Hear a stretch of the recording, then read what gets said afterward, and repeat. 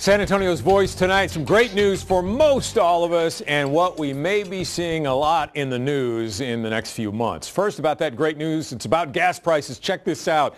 That is the price of gas down to $1.78 a gallon, the lowest we've seen in a long time. Lowest I saw while shooting a number of stories the last few days, all the way from North Texas down to South Texas. That is at the H-E-B in Kennedy, Texas, southeast of us, right in the heart of the Eagle Ford Shale gas and oil area where gas is always cheaper. A few weeks ago, I happened to be there when the cheapest was just over $2 a gallon, so it's dropped by about a quarter in just a few weeks. Not good news at all for oil producers, but great news for everybody else. Now, we have had limits on exporting U.S. crude oil since the 1970s when OPEC nations put a temporary embargo on selling their oil to the U.S.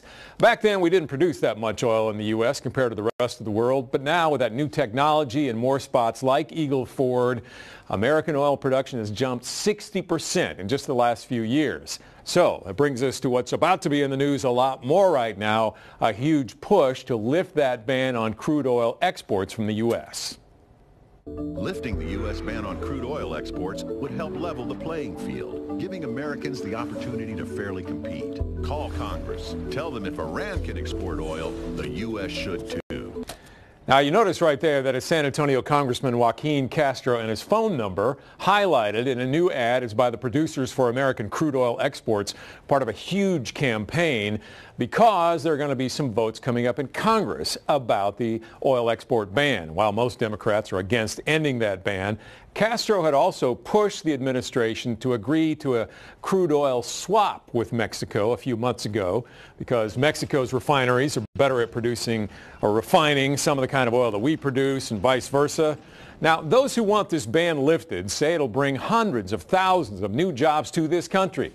Opponents, though, argue it'll hurt the U.S. refinery industry and its workers and the U.S. renewable energy industry, and it would mean more pollution around the world.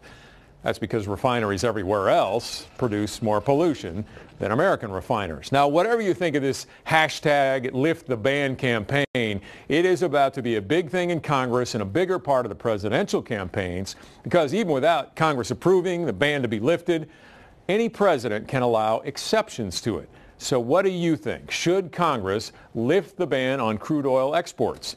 You can let us know what you think on our Facebook page, News 4 SA, and we may air some of your comments right here at 10 tomorrow night. Jeff?